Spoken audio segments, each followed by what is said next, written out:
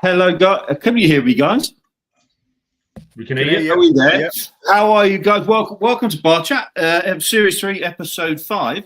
It's a little bit less production this week because just when we sorted it out, here we are in Switzerland.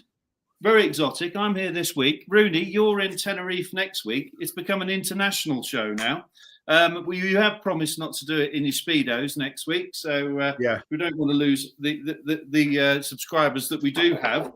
But yeah, so we're going to it's a very quick one. We're going to stick to football, no pun intended. So we'll carry on through. We have to sponsor. This is the problem, being in Switzerland. I don't have a Madri, and this is that I need to sort of refer to our sponsors, but don't have one. So I'll have to just pretend. There you go, boys. That's just shit planning, also, shit planning. Pardon, mate? Shit planning. I know it is shit planning, really. But there you go. And to the Easy Breeze, of course. We're gonna, as I say, we're gonna talk about football today. Just in this brief show, but we didn't want to leave without coming on our weekly insert. Lots have gone on. We're looking at the Manchester United, Liverpool, and Arsenal. Really, they've shocking game for us last night. We will allow you to get onto that one, but I'm going to start with Manchester United. Just looking back to last week, Matt, doesn't seem to be any improvements. I've seen Gary Neville come up and he said this just can't carry on, and how things are going to get worse. So I wanted to speak to you about that one. Obviously, they're not going to do anything before the end of the season. I didn't see the goals of the game really against Palace. Did you see any of that? What are your thoughts? So this is now 5 defeats in 7 games for Amorim. Is this just teething problems, or are we getting what's going on there? I don't think he's got the players he wants to play his system. I don't think some of them. They're suited for his style of play. Our strike force is an issue. Our boys up top can't hold the ball up. They can't pass. Their second goal at the weekend was from Xerxes giving the ball away cheaply in the final third. And they just hit us on the counter attack and swept us away. We need, like every other team, we've touched on it before, we've said it before, we need a striker, a decent striker. But I think he'll go for the guy at Sporting, Gyökeres. I think he'll go for him in the summer. He knows him, he plays his system. But in defence of the strikers, they don't get any service. It's the same old story when we had Ten Hag. They just don't get any service. The service to the front one or two or the supporting players is just non-existent. It's rubbish. It can't be a coincidence that all of these managers are having the same problem. I mean, Amorim was doing very, very well at Sporting. You can put it down to the players. You've signed Patrick Dorgu, who's 20-year-old left back. I don't know if he's anticipated to go straight in. And you've also picked up this last week, since we were last on, Arsenal centre-back Aidan Heaven, who's a good player, but he's 18 years old. He's not going to solve the problem in any short space of time either, is he? So, I think everyone struggled to get a striker in that, Yeah, of course. Yeah. There's a lack of quality strikers out there. I know. But also we're in this world as well where I don't know if you feel this way, because I felt this way from an Arsenal point of view, is that, we were maybe talking about getting thingy from Villa. But do you want to spend 50, 60, 70 million on a maybe good striker? Or, are you better to keep your powder dry and spend big in the summer? And that means things aren't going to improve this season. I don't know how you feel about that, but I think from my point of view, if you can't get the right player, don't buy anyone. And I think that's the mentality. But he has to adapt his system, doesn't he, to accommodate the players that he does have, which is, I guess, your point. that he's got. Yeah. And Rashford to Villa, Matt. I've read it. Go on, carry on. Sorry, you read. Carry on, mate. These Swiss lines are overlapping each other. You see, it might be exotic here and extraordinarily expensive, but they can't sort the internet out in the Alps. No, I'm glad you've clarified what Swiss lines meant. There's plenty of it out there, mate. Look, there's plenty of white powder out there.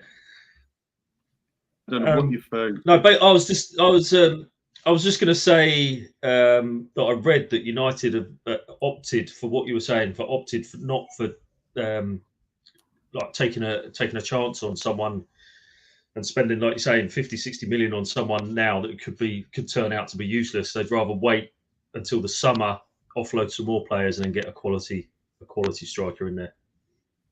Yeah, I think it's fair. And Rashford, good move. You think it's good for Rashford? Well, what's the best outcome for this? Paul, I'll ask you. I'll go to you, Paul. What's the best outcome for Man United and for Rashford in him going to Villa? It feels like it could be a good move. I think it's from a United perspective, it's probably neutral because they've got that option to buy at 40 million. So if he goes and bangs 12 goals in the next 15 games, they've got a bargain price of 40 million for him. Will he stay motivated? The thing that worries me slightly is his language and his commentary. He keeps saying in interviews he's only there for a short period of time, which I find really odd language given they've got an option to buy at 40 million. I think what's also clear, he's not going back. Amorim's not having him back, full stop. So the only other option would be he does brilliantly at Villa, doesn't want to sign, wants a different move. But I don't think Villa can Barcelona probably can lose on it, really. Yeah. I mean, let's face it, he's finished. If he goes to Villa and does nothing or upsets their dressing room, that's him done totally. So I think he recognises that. But I think one of what they're probably hoping is if he does play well, that his value goes up, and therefore the better, and as you say, his future is away from Old Trafford, isn't it? But at least they'll get good money. I mean, the biggest issue they have right now is no one's going to pay his wages. I read that United are paying 90% of his salary. No, Villa are paying 90%. What, they're paying 90% of 375,000?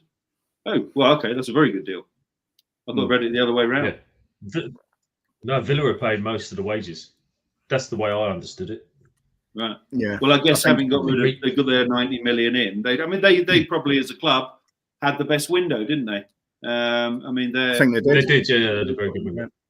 I mean, that kid they got from Asensio. He's supposed to be a very good player.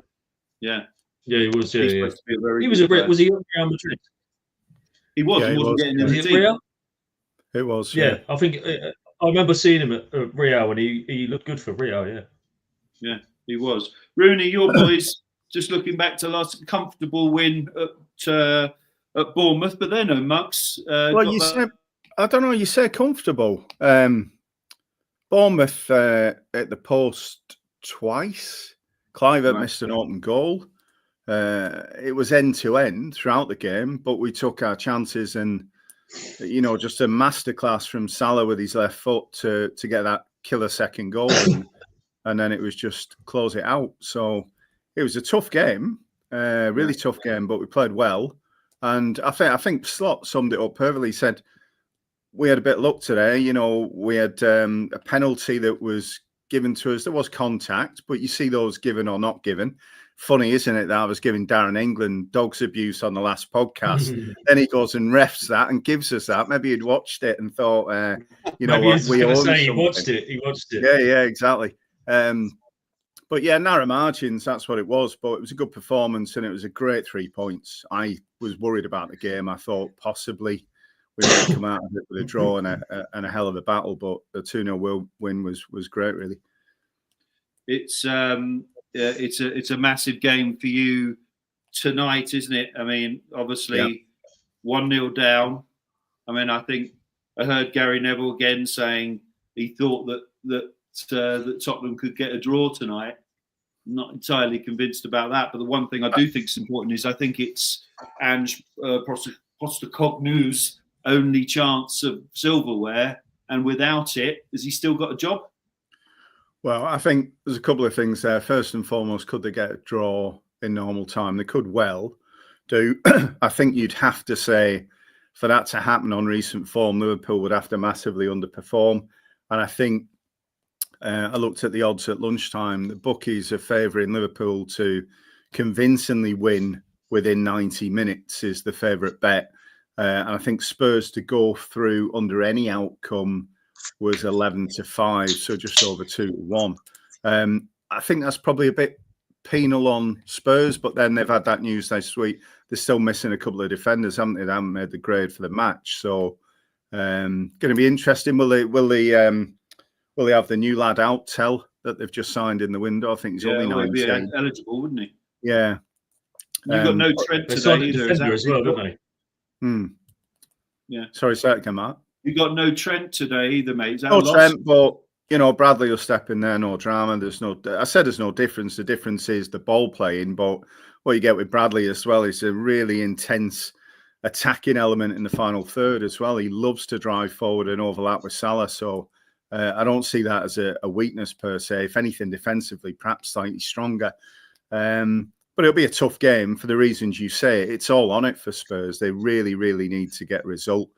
And I'm sure they'll leave everything on the line tonight. It's whether we can outdo them. Yeah. Well, what's your prediction, mate? I'd maybe go 2-1 to Liverpool in normal time, and then maybe we nick it in extra time. Is it extra time before penalties, or is it straight to penalties? I think it's a semi, isn't it? So. Is it straight to? I think so. Right. Well, I'll rephrase it then. If it's got to be done in 90 minutes, I think we'll nick it by what we need it. So maybe 3-1. Yeah. Well, any result is a good result, and if you get there, you got Newcastle, and they look hungry last night, but you don't know what Newcastle you're going to get. What we saw last night. We'll get onto that in a second, but they also then lost to Fulham again. No mugs at St James's at the weekend, so you don't know what you get. Having said that, I do think they played very well last night, and I think this is the first chance of silverware, so they'll be very keen. Talking cup football, the FA Cup's back this weekend. The notable tie for you guys is obviously Plymouth, which should be standard stuff, shouldn't it? It'll be. I think it's an advantage for tonight. He can go big guns tonight because it'll be the kids for the most part against Plymouth on Saturday. I had tickets, but I've given it a good mate of mine, George, because I'm away, as you said. George. Yeah. But I do think I think how would you phrase it? I think given what we're going to throw at it tonight, we should get through, and just the confidence of knowing you can put. It's a big, that's what, arrogant step as well. But put a weakened team out against Plymouth, given how Plymouth have been playing, the results they've had, the Rooney escapades earlier in the season, and that I would think it plays in our favour really. But we'll see. You never know. You've got to think though. I've just go on. No, I was just saying, I've just read about the Carabao Cup. It says a change that's introduced for the semi-final stage. For the first time this season, it's possible that a tie can go to extra time if the aggregate score finishes as a draw. Right. I'll reinsert that then. 2-1 normal time, we nick it in extra time. Well, and again, because we don't need all the players. We certainly don't need the first team, I don't believe, for Saturday. And who've you got, Mark? I've forgotten who you've got in the FA Cup this weekend. Anyway, moving on swiftly. One eye, I suspect. They would have had Leicester. What? I missed that bit. Go on. I said you would have had Leicester, but United have got Leicester. Yeah, that'll be right, won't it? Aside from the FA Cup and everything else, the other distraction in the room, but the thing is, the very important game in hand, and that's the Merseyside derby, which is on Wednesday on Wednesday night, which is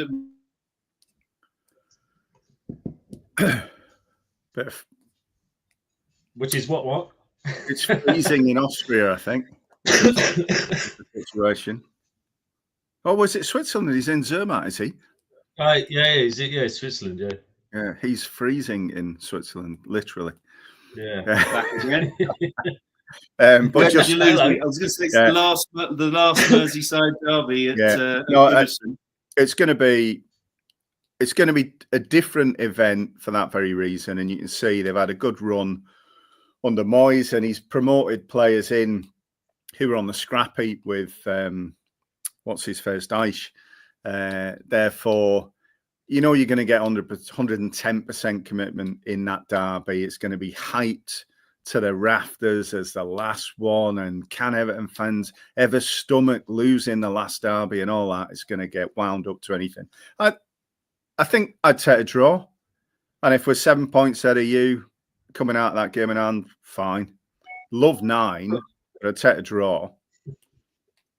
I would argue it would make a big difference that, though. We've got one game, we've got to play each other. That only leaves 4 points in the mix. That's that's squeaky bum time for you Scousers. I get that, Mark, but if I'm sure you did watch every minute of the game last night. The Arsenal first team didn't seem to like a loud crowd, lots of cheering in your face. It might have been exhaustion from the celebration of the 5-1 defeat of City at the weekend, over exuberance, who knows? But I'll take that all day long at Anfield. If you've got to come up and get 3 points at our place, let's have it. I can't see from a neutral, if you like. I can't see Liverpool slowing or slipping up. I can see Arsenal doing it like they have done before, and I think that's why he's taken them to Dubai, because he can say, right, he can see, guys, we need a rest, we need to reset. We've stuffed City 5-1, but it's really taken the wind out of their sails, and I think they need to reset and go again. See, I don't know if I agree. You're bringing me on to the elephant in the room. Yes, we've beaten Thingy 5-1. There were 3 deflections on the goals, and City did exactly what we did last night and gave the ball away in the centre half to score the other 2. There was a good goal from young kid Nwaneri, but I feel like we did get a little bit excited. We are the second top goal scorer in the league with 49 goals. But when you look at last night, it was an embarrassment. Did you guys watch the game? Yeah. I didn't see it. Like we had a clue. I actually thought it was tactically brilliant. Tactically brilliant by Eddie Howe. Yeah, superb. And there was no he better changed his example system, of that. Yeah, then it looked defensive, and it was anything but. On paper, it looked defensive, and when they got out there within the first few minutes, you saw it was anything but. And for me, what epitomised it was Shah flying into Rice and getting that second goal, which was Arsenal being Arsenaled effectively. It was unbelievable. He's frozen again in disgust. He loves it. Bless him. Yeah, exactly. Listen to all this Arsenal shit talk. Yeah. He looks like he's had a few. I'm not so sure. I'm not sure what he's done on the slopes, but he looks like he's had a few nights out this week. Do you reckon? Mate, honestly, I need to tell you how expensive it is. And one, I've never known Zermatt to be such an expensive venue. But I was just telling Matt earlier before we went on, it was like 36 quid for a salad, and I went and bought a house bottle of red and 2 small vodkas on the other night, and it was 96 Swiss francs. I mean, no wonder this lot, are sensible and don't drink much. Are you trying to convince me you've been eating salad for once? I've had a salad, yeah. You wouldn't believe it, though. I'm also a bit sunburned. Okay. But it's one of those silly tans, the ones like, when you've got that kind of thing going on. Yeah. So, I mean, so You got burnt Quite chin. an addition, isn't it? Listen, it's the only thing that's keeping me sane, that's messing up the hair I do have. What I was going to say to you is, Matt, you're talking about us going out to Dubai. How can we play like the fucking idiots we do? And then you go, oh, don't worry, boys, we're going to fly you first class to Dubai. I mean, should they be treated? Yeah. Come on. I know we're sponsored by the Emirates and shit, but I just feel like they need a bollocking if they gone again. because they didn't look like they wanted to win. You can't get yourself motivated for a semi-final. Semi-final, yeah. Treated to a trip to Dubai, all expenses paid. It can't be right, Matt. No, I get you. I get you. If you're dealing with kids and a naughty person and they do something bad and then you treat them to something nice, it's not right. But I think in the world of football, it's rehabilitation and a reset. I think. Bit of swimming by the pool. It could be. Yeah. Well, I think the other thing is they lost Martinelli last night as well, didn't they? So it'd be interesting who's even fit to play out in. Saka, I heard today Saka's going, Ben White's going, so there are players coming back. But like you say, we haven't got the luxury of losing Martinelli as well. So who knows what will happen. I mean, the other thing I was going to say, if he doesn't get here, it'll be 6 years. He won the FA Cup. It'll be 5 years without a trophy for Arteta. Rooney, is he? I mean, it looks good on paper. I mean, you can't argue. He was sixth, and then second in the league, top goal scorers, second top goal scorers this time. But he hasn't got any silverware. I think there's a couple of things. His spend is enormous for what they've achieved, and I know, brutally from Liverpool's perspective, those years when we were clinging on to the coattails of City with a fraction of the spend, it's exhausting to do that, and you need a lot of luck, and you need no injuries.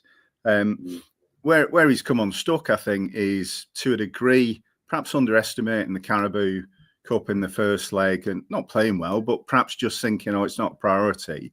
Then very quickly going out against United, and then guess what? You're down to the big guns, winning the Premier League and winning the Champions League, and that's no small feat either way up. So I think he's made conscious decisions that might come back and haunt him this year. I think the fan base is split. You look at AFTV and a bit of the stuff online. Some people are already saying they've seen enough of him and he's not. I think the phrase he uses, he's not the man to get us over the line. I think he's done a decent job, but I also think there's a bit that he is lacking, and I don't know what that is. And whether it is just managing the squad, managing the team, making sure they're not getting a bit giddy, and they were giddy as anything on Sunday after that I call it a big false win, because that was a shocking City performance, absolutely appalling. But I don't think he should be under threat. I think if he ends up getting to the last 8 in the Champions League and he ends up losing the title to Liverpool by 10 points or less, I think you say they've had a bad year of injuries, need to reinvigorate that squad in the summer and let him go again next year. I think it'll be harsh to exit him. But how long though are they going to accept second place? How long are they going to continue to spend a bit of money to reinvigorate the squad? But they bottle it, buckle, can't, and they keep finishing second with no silverware. I mean, Ten Hag won two trophies. No carrot cake cup, no FA Cup, no. So I mean, that's why those sort of things are so important for morale, if nothing else. Yeah, but I think that shows you, and also it gives them. It gives them experience as well. When they start winning, you need to get that winning mentality. And at the moment, they haven't got that winning mentality. And for me, what bites next is, and this truly does bite, if you go close twice and you don't win it on that third year, which is what we did, we won it on that third year, you go into decline and you'll have the sharks around you. The next thing you've got, and the sniff's already out there, say Madrid are after Saliba. So if Saliba has a I've won nothing season, and they come sniffing, you then start getting your top boys poached, and you go back into a brand new rebuild, and you're 3-4 years away again. Yeah, and I mean, if you think United about all situation. if you think about great teams, when you go back to '92, there's another thing that has to happen, is that you have to have the young players coming through, and Arsenal have got that. Liverpool had that. They also had, was it Robertson or was it? No, Robertson came from Hull, but there was a few of the lads came through. But kids coming through, and Arsenal got that. But you need that, and you need some good signings, and you need players being consistent. I mean, when you look at Saliba and Gabriel, I mean, I've never seen them have such a poor game as they did last night. And Gabriel giving the ball away for the first goal. I mean, listen, by the way, was it his fingertip that Isak that was offside? Because that VAR, and how long did they take to fucking look at it as well? You know, and I think, I don't know where we stand on that, but we had a long conversation about VAR the other week, but Arsene Wenger said about the planted foot. As an attacker and he's leaning forward and his finger is offside, that's not fucking offside. That's ridiculous. Yeah, no. I mean, it needs a bit of Do refinement. we know what the latest news is on bringing in this technology they've got in the Champions League? Yeah, that next season they're on about it, aren't they? So why haven't they introduced it for us? So I think is this like the I don't know, semi-automated when the chips are in the football? So they can determine when the ball was actually kicked and that. I heard before the season. Yeah, before the start of the season, they said it was coming in. It wasn't at the start of the season, but it was coming in the autumn. But it obviously hasn't happened. I don't know why it's not come in the autumn. I don't know. If it's a different kind of ball, Arteta will have to okay it, I'd have thought, before it gets brought into service. Yeah. The other news I read today, which I thought was quite funny, and I'd like to take your opinion, is that there is a £54 million release clause in Bayern Munich's Harry Kane's contract. And, the talk is that if Arsenal are looking for a centre forward and Harry Kane is indeed a boyhood Arsenal fan, that he might do a bit of a Sol Campbell. I can't see it. Can you imagine, though? Oh, Jesus. He'll get disowned by Tottenham fans. What's that? I think Campbell was probably a bit fitter at that point when he went. You know, Kane is literally on last knock-ins now. So, but if you think about it, Paul, he's 31. He shouldn't be. The modern footballer now. I mean, I know you've got these sort of unicorns. I agree age-wise, but the only thing I would say, he's never been athletic, has he? In terms of build. He's got weak ankles. He's weak ankles as well. He's got weak ankles. You know, if you think of Rooney, as in not you, mate. Yeah. You went to the. He's gone again. Went at the vital moment. Yeah.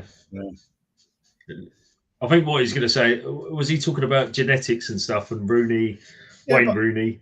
But I would actually Rooney compared to Kane, Rooney was more powerful animal. Yes, not a slim, athletic prowess. But I just think at 31, Kane's always had, I mean, he's an outstanding striker, but he's always had that physique and presence almost of a 1980s or a early 90s striker rather than a modern day athletic footballer. So I think if you're taking him on in his early 30s, I think you're taking a lot of risk with it as well. I think that he also is the kind of player we need.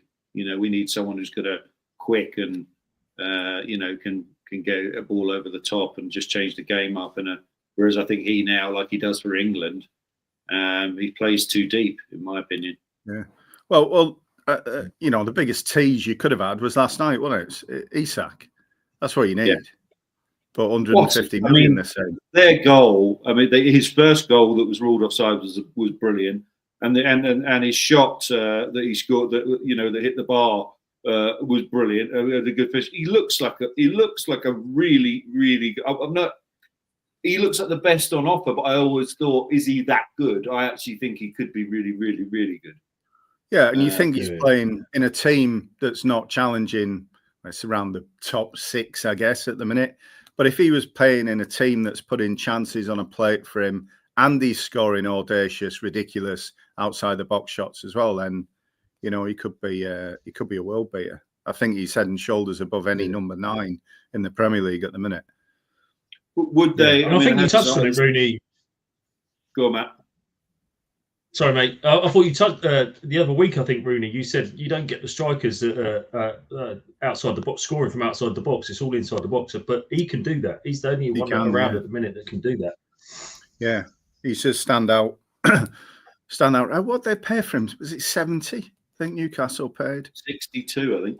Oh right, okay, yeah. But you see, that was the point I was going to make. Newcastle are, I mean, technically, I guess the richest club in the world, or certainly in European football. Why on earth would this? Is it a fruitless conversation? Is it? Why would they sell him? I mean, only if he said, "I want Champions League football and I'm off." PSR. They can't. They can't. The richest club bring in, 3 or 4 top talents for. So they go. I'll have 150 mil. Yeah. And we can reinvest that in 2 players. So if you think about it, when Liverpool got rid of Coutinho and we brought in Van Dijk, Callison, and who's the other one? Game changer. Can't think. Mental block. But that concept of taking a big hit to have a better, wider good in the team or the squad. I don't think it's not good for how he's mentioned it, and he said it. He's got to almost divorce himself from the financial aspects to the footballing decisions, and it wouldn't be great for the fans. You see, he's adored up there, but it's absolutely, and it was blatantly there for all to see last night. Is what you're missing, absolutely what you're missing. It is exactly. Well, listen, guys, we have a very dodgy internet, so we're going to keep it shorter than we normally would. But a bit of other housekeeping. You'll be pleased to see that our club tickets for Cheltenham have arrived. So that was a nice little thing to get through the posts. We do need to sort out our accommodation, Rooney. We've talked about it 3 times and ended up just drinking Madry and getting nowhere with actually booking anything. I think it was you and your dad and 3 bottles of red wine the last time we talked about it, but. Anyway, we found someone. I did say to you that although St. Patrick's Day is not on St. Patrick's Day, did I actually tell you that? Yeah, I know when St. Patrick's Day is. Yeah. So they just have a St. Patrick's Thursday. They normally do it on the Thursday, yeah. Which is, I think, the week before actual St. Patrick's Day. But we need to. No, it's the day before. It's the day before. Yes. So from our point of view, we'll be reporting on here from Cheltenham on Gold Cup Day, but also we'll bring you some reports on the betting and runners and riders through the Cheltenham Festival. We'll try and do a show on the front. There's a non-runner. Keeps going. Look at that face as well.